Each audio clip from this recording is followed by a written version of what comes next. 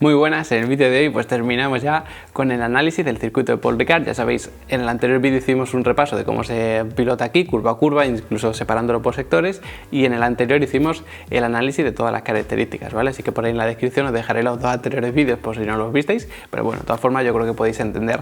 este último vídeo del análisis, que vamos sobre los reglajes, ¿vale? Es decir, vamos a ver de forma genérica cómo se deben hacer aquí los reglajes, cómo suele ir más o menos cada uno de los equipos que suelen buscar en el coche para que vaya rápido aquí, ¿vale? Entonces, bueno, en cuanto a la carga aerodinámica, que yo creo que es lo que más se destaca siempre en cuanto a los setups de los Fórmula 1, aquí se considera media, sobre todo por ese último sector, pues a lo mejor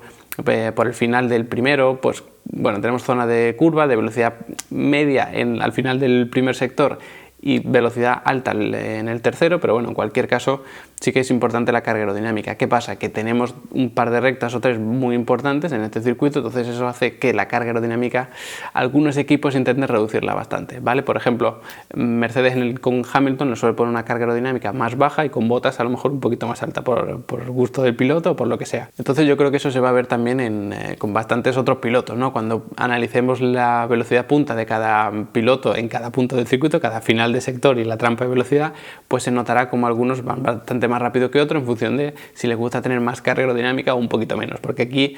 el hecho de tener una carga aerodinámica, digamos que en términos generales media o baja, no va a hacer que seas más rápido o más lento, sino que seas más rápido en un sitio y más lento en otro, ¿vale? Así que bueno, eso creo que es especialmente interesante, y no solo eso, sino también el balance aerodinámico. Ya sabéis que si tenéis una mayor carga aerodinámica en el eje delantero, tenéis un coche más bien sobrevirador, tiene más agarre el tren delantero y menos el trasero, y viceversa. Si tienes más carga digamos que en el eje trasero y menos en el delantero, tienes un coche que le cuesta más entrar en curva, pero que es mucho más estable, y eso es lo que se suele buscar aquí en Paul Ricard.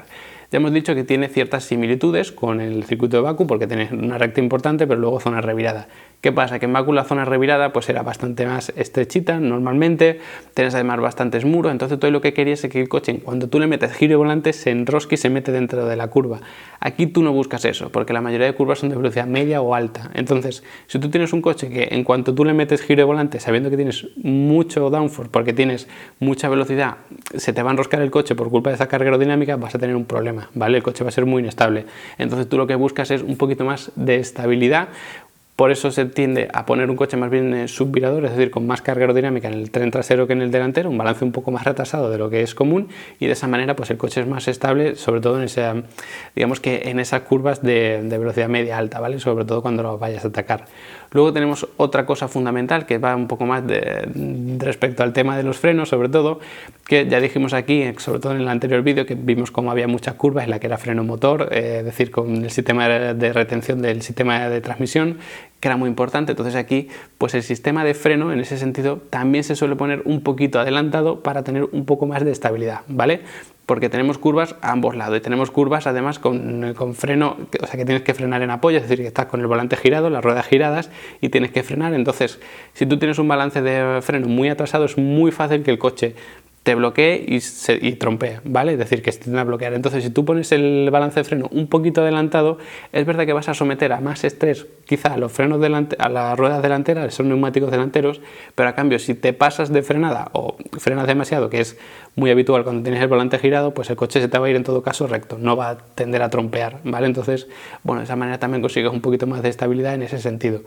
Luego, por otra parte, lo compensas con una alta retención del sistema de transmisión, es decir, que cuando tú reduces marcha, el sistema de transmisión lo que hace es retener el eje trasero, porque son tracción trasera, entonces de esta manera lo equilibras un poquito. Tienes que tener mucha retención del sistema de transmisión, es decir, mucho freno motor, que eso lo regulan incluso los pilotos desde el volante, como ya vimos en un vídeo explicando el volante de Carlos Sainz, pero bueno, que sepáis que eso también lo regulan los pilotos simplemente desde el volante para adaptarse en cada momento. Pero es muy importante ese freno motor porque, por ejemplo, para la curva 14, para algunas curvas más, para la 9, pues era muy importante reducir varias marchas sin pisar demasiado el freno para meter el coche en curva. Entonces, si tú tienes un sistema de transmisión que retiene mucho el tren trasero y un sistema de freno que está muy adelantado para conseguir esa estabilidad, pues consigues al fin y al cabo un coche bastante bien equilibrado y que no va a pecar tanto de ser inestable cuando tú frenas con el volante girado y que te tienda a trompear, ¿vale? Entonces de esa manera se equilibra el asunto un poco. Y luego pues también pensáis, bueno, pues es que entonces si tengo un sistema de freno que tienda a subvirar y luego una carga aerodinámica que también tienda a subvirar, voy a tener un coche que no entre en curva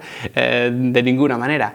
Pues sí, porque también lo puedes compensar, por ejemplo, con el diferencial, ¿vale? Ya sabéis que el diferencial lo que hace es bloquea o desbloquea la rueda izquierda respecto a la derecha, ¿vale? Entonces, si tú lo que quieres es que las dos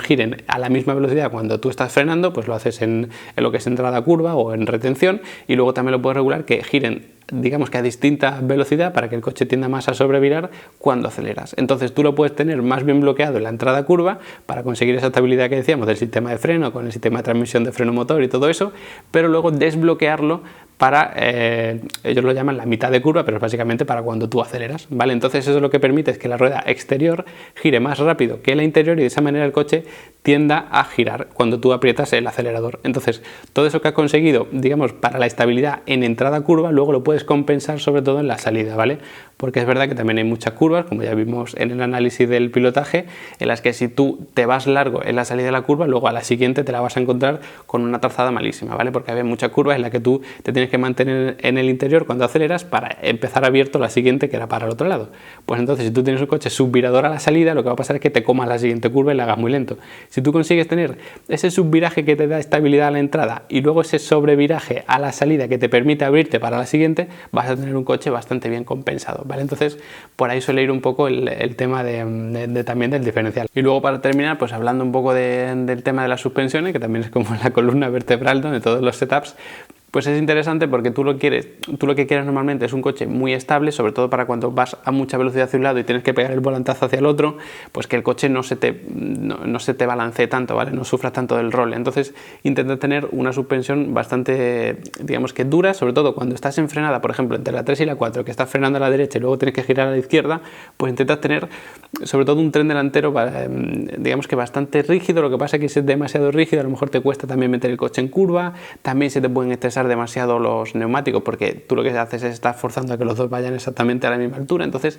bueno, eso, el tema de las suspensiones también es un poco complicado, sobre todo en la entrada a curva, y en salida pues a lo mejor sí que prefieres tener una suspensión trasera un poco más blanda, en el sentido de que se aplaste, ¿no?, ese tren trasero un poquito más, porque eso hace que cargues más el tren trasero y aceleres mejor, y entonces provocas un poco más de sobreviraje, porque estos coches son tracción trasera, ¿vale? Entonces, de esa manera puedes conseguir un setup que, con el tema de las suspensiones, que también vaya de la mano, por supuesto, con el tema del resto que hemos visto, que si de frenos, que si de aerodinámica y todo, ¿vale? Porque al fin y al cabo los setups son así, no puede ir cada una por su lado. Entonces nada, más o menos así sería el tema de los reglajes aquí en el circuito Paul Ricard. Entiendo que son muchos conceptos, a lo mejor algunos os habéis podido perder. De todas formas, en Level Up Academy, ya sabéis, tenemos curso de introducción a los setups, análisis de datos para setup, masterclass de cómo analizo yo los datos para setup, tenemos un curso de sistemas que os explico cada uno de estos cómo funciona, así que bueno, tenéis ahí información de sobra, y como digo siempre, por lo que tenéis apuntado le podéis echar un vistazo para recordar conceptos, y los que no, pues os recomiendo que